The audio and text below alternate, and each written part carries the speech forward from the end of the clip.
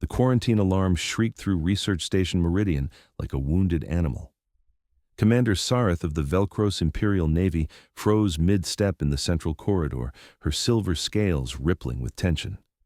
Around her, scientists and staff scattered toward designated safe zones as blast doors began their slow descent. "Attention all personnel," the station AI announced in its maddeningly calm voice. "Biological contamination detected in Sector 7, initiating emergency protocols. All individuals must shelter in nearest secure location immediately." Sarith cursed in 3 languages. She'd been on this station for exactly 4 hours, sent by the Velkros High Command to evaluate human research practices. The humans were new to this sector, barely 50 years since first contact, and her people did not trust them. Too chaotic, too unpredictable, too emotional. Now she was trapped in their malfunctioning station during a contamination event that was probably caused by human carelessness. The nearest door stood 20 meters ahead, marked with faded lettering she could not read in the flashing red emergency lights. Sarith ran. Her military training took over, analyzing threats and calculating survival odds. Biological contaminants could be anything from engineered pathogens to toxic spores. Without knowing the source, she had maybe 2 minutes before the corridor atmosphere became lethal. She reached the door and slapped the emergency entry panel. It hissed open. She threw herself inside and hit the seal button. The door closed behind her with a solid thunk that made her feel marginally safer. Sarith took a breath and looked around her sanctuary. Then she stopped breathing entirely. The room was filled with music, not the mathematical compositions of Velkros culture, which were designed to promote efficiency and clear thinking. This was something wild and strange. Strings and wind instruments wove together in patterns that seemed to have no logic, yet somehow made her chest feel tight. The melody rose and fell, like waves on a shore she had never seen. In the center of the room stood a human male, his back to her, arms raised toward the ceiling. He held a small wooden instrument tucked under his chin, drawing a bow across its strings with movements that looked almost like a dance. His eyes were closed, his entire body swayed with the music. For a long moment, Sarith forgot about the contamination alert. She forgot about her mission. She forgot about the 1,000-year rivalry between their species. She simply stood there, transfixed by the sound pouring from that small wooden box and the human who played it like he was pouring his soul into the air. The human finished his piece with a long, lingering note that seemed to hang in the air even after he stopped playing. Then he opened his eyes and turned around. He jumped back with a startled yelp, nearly dropping his instrument. Oh, wow. "You are definitely not Jenkins," he said, pressing one hand to his chest. "You just scared about 10 years off my life." Sarith straightened to her full height, trying to regain her military bearing. "I am Commander Sarith of the Velkros Imperial Navy. I was forced to take shelter here during the contamination alert." The human lowered his instrument carefully, as if it were made of something precious. "Right. The alert." He glanced at a display panel on the wall. "Looks like we are going to be stuck together for a while. The contamination protocols usually take at least 6 hours to clear. I am Daniel Kim. I am the station's music therapist." "Music therapist?" Sarith repeated the words as if they were a foreign concept. Because they were. Daniel smiled, a gesture that showed his teeth in what Sarith's training identified as either friendliness or a threat display. Hard to tell with humans. "Yeah. I help people process stress and trauma through musical expression. It is kind of a niche field, but it works really well with the researchers here. Space stations can be pretty isolating." Sarith looked around the room properly for the first time. It was unlike any military or scientific facility she had ever seen. The walls were painted in warm colors that her people would consider inefficient. Strange instruments hung on racks, things with strings, things with keys, things with shapes she could not identify. In one corner sat several large drums, in another what looked like a collection of bells. "This is highly irregular," she said, falling back on formality because she did not know what else to do. A military evaluation officer should not be trapped with a human during a crisis. "Well, irregular or not, we are roommates for the next 6 hours. Daniel gestured to a comfortable-looking chair. "You might as well sit down. Can I get you anything?" Water? I have some tea that's supposed to be good for calming nerves. Velkros do not need calming, Sarith replied automatically. It was something she had been taught since childhood. Velkros are disciplined and controlled. Daniel raised one eyebrow, a gesture Sarith found oddly expressive. Everyone needs calming sometimes, but suit yourself. He set his instrument, the violin she would later learn, gently in a case lined with soft fabric. Then he moved to a small counter and began preparing tea anyway, his movements efficient but unhurried. Sarith remained standing, her tail swishing with agitation. What were you playing? When I entered. That was a piece called Meditation from Thais, Daniel replied, pouring hot water over dried leaves. It is an old earth composition, written about 400 years ago by a human named Jules Massenet. It is one of my favorite pieces for centering myself when things get stressful. It sounded chaotic, Sarith said, though even as she spoke she remembered how the chaos had somehow felt right. Planned, even. Daniel laughed, a short burst of sound that made Sarith's scales ripple again. That is one interpretation. I would say it sounded emotional, vulnerable, human. Those are not qualities Velkros value, Sarith said stiffly. Maybe not, Daniel agreed, bringing her a cup of tea despite her earlier refusal. But they are qualities that exist whether you value them or not. Denying them does not make them go away. It just makes them harder to understand. Sarith stared at the teacup in his outstretched hand. Taking it would mean accepting something from a human, acknowledging a debt.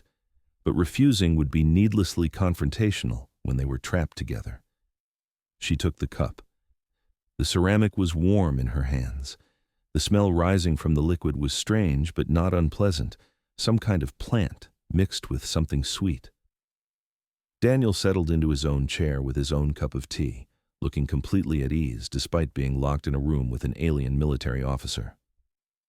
So, Commander Sarith of the Velkros Imperial Navy, what brings you to our humble research station? I'm conducting an evaluation, Sarith replied carefully. Your people's expansion into this sector has been rapid. My government wants to ensure that human operations meet appropriate safety and ethical standards. Ah, Daniel nodded slowly. You are here to judge whether we are responsible enough to be trusted. That is an oversimplification. But not inaccurate? Sarith said nothing, which was answer enough. Daniel sipped his tea, apparently unbothered by the implication. Fair enough. Your people have been in space for what, 3,000 years? We have barely managed 50. I guess we do seem pretty reckless from your perspective. It is not merely a matter of time, Sarith said. It is a matter of philosophy. Velkros culture is built on discipline, order, and the suppression of disruptive emotions. Human culture appears to be built on chaos and feeling. And you think that makes us inferior, Daniel said. It was not a question. I think it makes you dangerous, Sarith corrected. Emotions lead to poor decisions, impulsive actions, conflicts that could be avoided through rational discourse. Daniel set down his teacup and stood up. Come here. I want to show you something. Sarith hesitated. Military protocol said she should maintain distance from potential hostiles, but they were already trapped in a small room together. Distance was an illusion. She stood and followed him to the wall of instruments. Daniel pulled down a simple wooden instrument that looked like a shallow bowl with strings stretched across it. This is called a kalimba. It is one of the oldest instruments in human history, dating back thousands of years to Africa on Earth. He held it out to her. Try playing it. I do not play instruments, Sarith protested. You do not have to know how. Just use your thumbs to pluck the metal pieces. Against her better judgment, Sarith took the instrument. The wood was smooth and warm. The metal pieces looked like small tongues waiting to speak. She pressed one with her thumb. A clear, pure note rang out. It was simple and clean, nothing like the complex violin music from before. She pressed another, a different note, slightly higher, then another. The notes began to form a pattern, not planned, but somehow natural. Her military mind sought order, and the instrument responded by creating something almost mathematical. See, Daniel said softly, you are making music, and I bet you are feeling something right now, even if you do not want to admit it, Sarith stopped playing abruptly and thrust the instrument back at him. "This proves nothing." "Does it not?" Daniel asked, but his tone was gentle, not mocking. "You just created something beautiful without training or planning. You let your instincts guide your hands. That is the opposite of suppression, Commander. That is expression." Sarith turned away, her scales flushing with an emotion she could not name. "This is irrelevant. We are discussing the evaluation of your station's protocols, not philosophy." "Are we, though?" Daniel returned the kalimba to its place on the wall. "I think we are discussing something much more fundamental. You are here to evaluate whether humans can be trusted, but what you are really asking is whether emotions can be trusted, whether feeling things deeply makes us dangerous or makes us real." Sarith had no response to that. The silence stretched between them, filled only by the distant hum of the station's life support systems. Finally, Daniel moved to a different section of the room. He pulled out a large drum with a deep resonant body.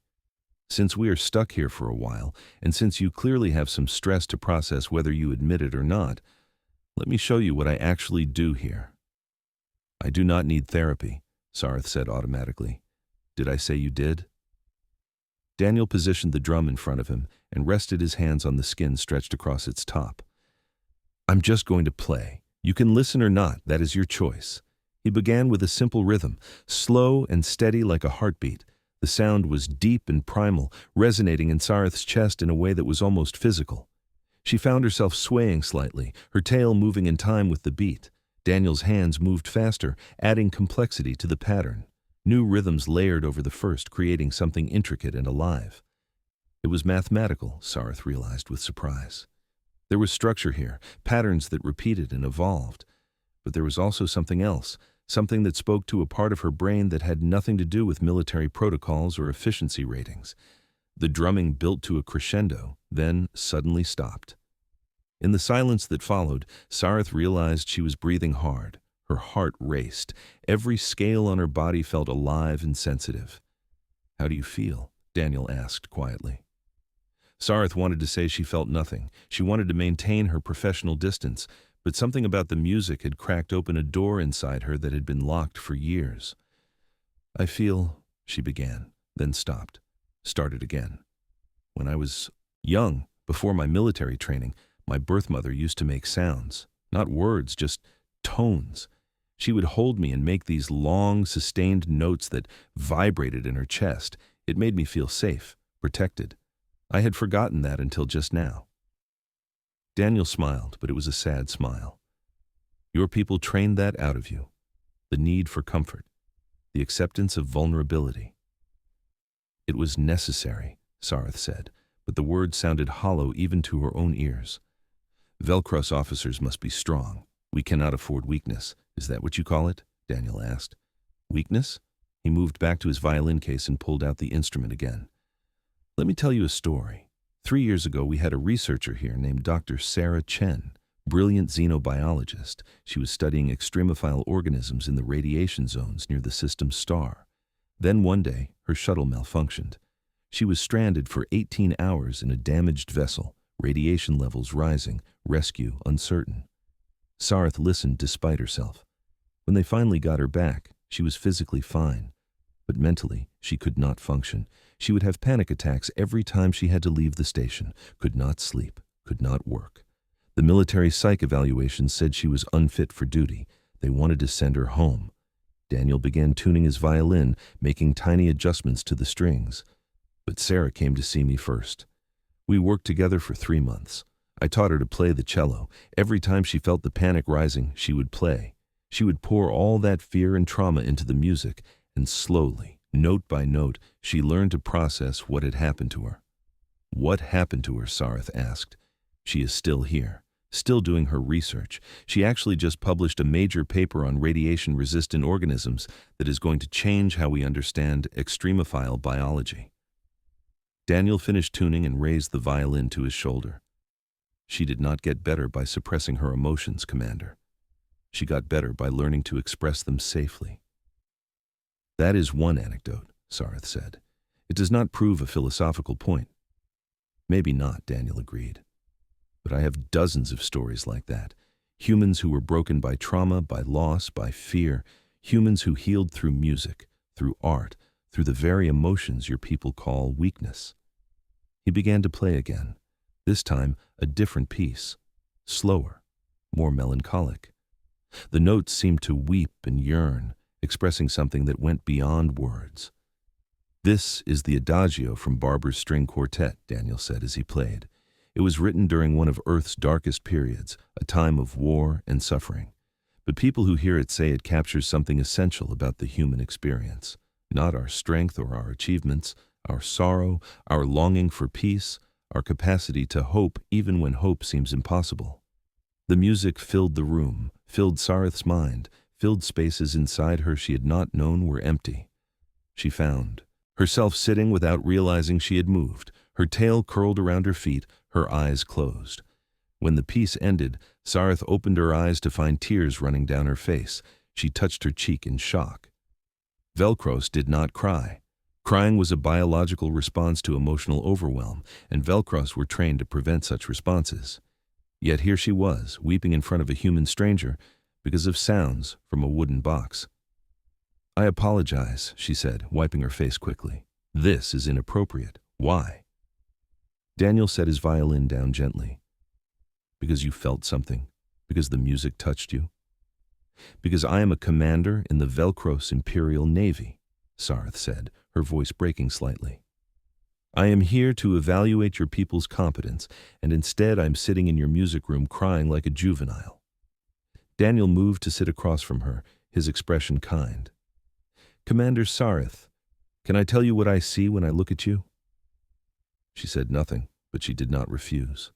"I see someone who has been taught that feeling is dangerous, that vulnerability is weakness, that the only way to be strong is to be hard."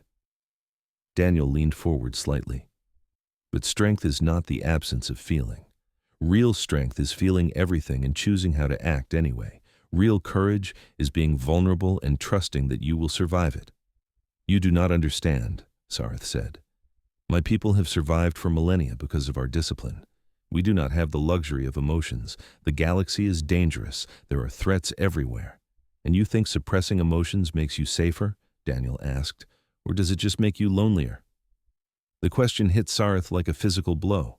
She thought about her life in the Velkros military, years of service, commendations, promotions, respect from her peers. But when was the last time she had felt connected to someone? When was the last time she had experienced joy, not just satisfaction at completing a mission? When was the last time she had let herself be vulnerable with another living being? She could not remember. "The contamination alert is probably a false alarm," Daniel said quietly. "It usually is, some sensor glitch or atmospheric fluctuation that the AI interprets as a threat. But we are stuck here regardless, following protocols.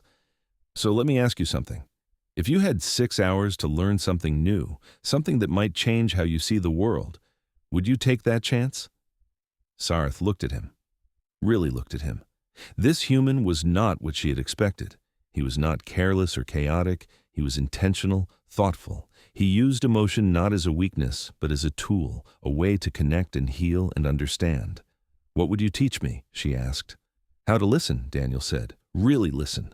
Not just with your ears, but with everything you are." He stood and offered his hand. "And how to express what you hear inside yourself." Sarith hesitated for a long moment. Then she took his hand and stood. Over the next hours, Daniel introduced Sarith to his world. He showed her how to feel rhythm in her body, not just count it in her mind. He taught her to close her eyes and listen to the spaces between notes, where meaning often lived. He gave her simple instruments and encouraged her to play without thinking, to let her hands express what her words could not. At first, Sarith was terrible. Her military precision made her stiff and mechanical. She counted beats instead of feeling them. She played notes instead of music. But Daniel was patient. He would play something, then ask her to echo not the notes but the feeling behind them. He would drum a rhythm and ask her to respond with her own rhythm, creating a conversation without words. Slowly, something began to shift inside Sarith. She found herself playing a gentle pattern on a set of chimes, and suddenly she was thinking about her birth mother again. The Velkros female who had held her close despite regulations discouraging such attachment, who had hummed those tones that made infant Sarith feel safe. Daniel heard the change in her playing. "Tell me what you are thinking about," Sarith told him, about her mother, about how Velkros child-rearing prioritized independence and emotional control, about how she had been separated from her family at age 6 to begin military academy training, about how she had learned to see that separation as a gift, not a loss. "But it was a loss," she said quietly, still playing the chimes. "I lost something important. I lost the ability to connect." "You did not lose it," Daniel said gently. "You just buried it. But it is still there. I can hear it in your music." They talked for hours, playing instruments back and forth like conversations. Daniel shared stories about his own childhood on Earth, about learning violin from his grandfather, about how music had helped him process his own trauma after losing his parents in a transport accident. "Music does not fix everything," he said, "but it gives you a language for things that are too big for regular words. Pain, joy, love, fear, all the things that make us alive." Sarith played a low note on a wooden flute. In Velkros culture, we are taught that such things are distractions, that true enlightenment comes from transcending emotion. "And how is that working out for your people?" Daniel asked. "Are you happy? Are you fulfilled? Do you feel connected to each other?" Sarith thought about her fellow officers, the formal relationships, the rigid hierarchies, the loneliness that permeated Velkros society like a cold fog. "No," she admitted. "We are not happy. We are efficient. We are disciplined. But we are not happy." Daniel picked up his violin again. "Let me play you one more piece. This one is called Clair de Lune. It is about moonlight, about the beauty of quiet moments, about allowing yourself to simply exist without purpose or function." He played, and the music was like water made of silver light. It flowed and rippled, creating images in Sarith's mind of things she had never seen but somehow recognized. Peace, contentment, the simple joy of being alive. When he finished, Sarith sat in silence for a long time. Finally she spoke. "I came here to evaluate whether humans were competent enough to be trusted in this sector, whether your emotional nature made you dangerous." "And what have you concluded?" Daniel asked. "That I was asking the wrong question," Sarith said. "The question is not whether emotions make you dangerous. The question is whether suppressing emotions makes us less than we should be." The contamination alert finally ended 8 hours after it began. The station AI announced that all areas were clear and normal operations could resume. The door to Daniel's music room unsealed with a soft hiss. Sarith stood slowly, reluctant to leave this space that had become unexpectedly sacred. "I should return to my quarters and complete my evaluation report." "What will you tell your superiors?" Daniel asked. Sarith considered the question. She thought about the rigid expectations of Velkros High Command, the specific criteria they wanted her to assess: efficiency, safety protocols, logical decision-making processes. Then she thought about Sarah Chen, the researcher who had healed through music, about the way Daniel used emotion as a tool for understanding and connection rather than a weakness to be eliminated. "I will tell them the truth," she said, "that human operations on this station are unconventional but effective, that their approach to psychological wellness is innovative and worth studying, that dismissing emotional intelligence as weakness is a failure of understanding, not a failure on their part." "That is going to make you unpopular with your command," Daniel observed. "Probably," Sarith agreed. "But you taught me something today. Real courage is not the absence of fear. It is feeling the fear and choosing truth anyway." Daniel smiled. "You listened well, Commander." Sarith moved to the door, then paused. She turned back to face him. "The violin, the one you played first. Could you teach me to play it?" Daniel's eyes widened with surprise and delight. "It takes years to learn properly." "I have years," Sarith said, "and I find that I want to spend them learning to express rather than suppress." "Then yes," Daniel said, "I would be honored to teach you." Over the following weeks, Sarith completed her official evaluation while secretly returning to Daniel's music room every evening. Her official reports were thorough and professional, noting both strengths and areas for improvement in human operations. But her private notes, the ones she kept for herself, were different. They documented a journey of personal discovery. The first time she successfully played a simple melody on the violin. The day she realized she was humming while working on inspection reports. The moment she caught herself smiling at a memory instead of immediately suppressing the emotional response. Daniel became not just a teacher, but a friend. He introduced her to other humans on the station, and Sarith found herself engaging with them differently than she had with any beings before. She asked about their families, their hopes, their fears. She allowed herself to care about their answers. One evening, 6 weeks into her stay, Sarith was practicing violin in Daniel's room when she played a piece all the way through without a mistake. It was a simple folk melody, nothing like the complex compositions Daniel could perform, but it was hers. She had made it. Daniel applauded, grinning widely. That was beautiful. How do you feel? Sarith lowered the violin and considered the question honestly. Proud, joyful, connected to something larger than myself.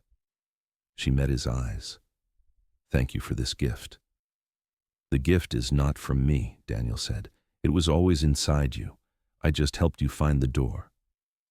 The next day, Sarith's orders came through. She was to return to Velkros space and present her findings to High Command. She had 48 hours to conclude her business and depart. She told Daniel that evening while they sat together in his music room. He had been teaching her a duet, 2 violins playing complementary melodies. So this is goodbye, he said quietly. It does not have to be, Sarith replied. I have been thinking. My evaluation will likely cause controversy. High Command will not appreciate my conclusions about emotional intelligence and human innovation. You are worried they will reject your findings. I am certain they will reject my findings, Sarith corrected, but I am no longer certain I care. She set down her violin carefully. These weeks with you have shown me that there is more to existence than duty and discipline. There is connection, expression, joy. I do not want to return to a life without those things. What are you saying? Daniel asked, though his expression suggested he already knew. I am saying that I wish to request a transfer, to remain on this station as a Velkros liaison to human operations, someone who can bridge the cultural gap and help both our peoples understand each other better. Daniel's face broke into the widest smile Sarith had ever seen. That would be amazing. But are you sure? You would be giving up your position in the Imperial Navy. I would be giving up a prison I did not know I was in, Sarith said, and gaining a life worth living. She submitted her request formally the next morning, along with her detailed evaluation report. As expected, High Command was not pleased. They denied her transfer request and ordered her to return immediately for disciplinary review regarding her unconventional conclusions. Sarith read the orders 3 times. Then, she went to Daniel's music room and told him the news. I'm sorry, he said. I know you were hoping they would understand. They do not have to understand, Sarith replied. I resign my commission in the Velkros Imperial Navy, effective immediately. I will request civilian asylum here on Meridian Station. Daniel stared at her. That is a huge decision. You would be cutting yourself off from your entire civilization. Would I? Sarith asked, or would I be choosing to live authentically for the first time in my life? She picked up her violin. This instrument has taught me something crucial. A single note played alone is just a sound, but when it harmonizes with other notes, when it becomes part of something larger, it transforms into music. I spent my entire life trying to be a single perfect note. I am ready to be part of a symphony instead. The station commander granted Sarith's asylum request after reviewing her evaluation reports and interviewing her extensively. Human law protected refugees from civilizations they found oppressive, though such cases were rare between spacefaring species. News of her defection spread quickly. Some Velkros saw her as a traitor. Others, quietly, began to ask questions about why a decorated commander would choose to leave everything behind. Sarith received messages from former colleagues. Some were angry, some were confused, but a very few, said they understood. That they had also felt the loneliness she described, that they wondered what life might be like if emotions were embraced rather than suppressed. One message in particular surprised her. It came from her birth mother, a female she had not spoken to in 30 years. "My daughter," the message read, "when you were small, I sang to you. The elders told me it was inappropriate, that I was fostering unhealthy attachment, but I sang anyway because I loved you, and because those moments of connection were precious to me. I grieved when they took you for military training. I grieved for the joyful child who would be taught that joy was weakness. Now I hear you have found your song again. I am proud of you, more proud than I have ever been of your military achievements. Live fully, my daughter. Live with your whole heart." Sarith read the message with tears streaming down her face. Daniel found her like that, sitting in his music room with her communication device clutched in her hands. She showed him the message. He read it and smiled. "Your mother sounds like a remarkable person. She defied protocol to give me something precious," Sarith said, "and I did not even understand what I had lost until you helped me remember it." She wiped her eyes. "How do I thank someone for giving me back myself?" "You live the life she wanted for you," Daniel said simply. "You stay true to what you have discovered." Over the following months, Sarith built a new life on Meridian Station. She worked as a consultant, helping human researchers understand Velkros psychology and cultural expectations. Her insights proved invaluable for diplomatic missions and scientific collaborations. But more importantly, she continued learning music. She practiced violin every day, her skills growing steadily. Daniel remained her teacher, but increasingly, he became something more. A partner, a companion, someone she could be vulnerable with, without fear. They began performing duets together at station gatherings. Their music became popular, not because of technical perfection, but because of the emotion they poured into every note. Humans and Velkros alike attended their small concerts, drawn by the beauty of two very different beings creating harmony together. One evening, after a particularly moving performance, a young Velkros scientist approached Sarith nervously. Civilian Sarith, forgive me." The scientist's scales were flushed with anxiety. "I wanted to tell you that hearing your story has changed my life. I have been stationed here for 2 years, and I have been hiding something. I write poetry. My people would see it as shameful, a waste of intellectual energy. But I cannot stop. The words need to come out," Sarith smiled, a gesture she had learned from humans. "Then let them come out. Your people's judgment matters less than your own authenticity." "But I am afraid," the scientist whispered, "afraid of being rejected, afraid of being seen as weak." Sarith placed a gentle hand on the scientist's shoulder. "Fear is not weakness. Fear is the price we pay for caring about something deeply. The question is whether you will let fear control you or whether you will feel it and choose courage anyway." The scientist's eyes filled with tears, another forbidden Velkros emotional response. "Thank you. Thank you for showing us that there is another way to live." After the scientist left, Daniel took Sarith's hand. "You are becoming a bridge, not just between humans and Velkros, but between the Velkros that is and the Velkros that could be." "I am just being myself," Sarith said. "Finally, after all these years, I am just being myself." 2 years after her arrival on Meridian Station, Sarith and Daniel gave a joint concert that was broadcast across multiple systems. They played a piece they had composed together, blending human emotional expression with Velkros mathematical precision. The result was something entirely new, a fusion of two cultures into something neither could have created alone. The concert was watched by millions. For humans, it demonstrated the beauty that could emerge from cross-species collaboration. For Velkros, it planted a seed of possibility, a suggestion that perhaps their way was not the only way. In the aftermath, a small but growing number of Velkros began requesting transfers to stations with diverse populations. They wanted to explore art, music, literature, all the things their culture had dismissed as inefficient. Some faced rejection from their families.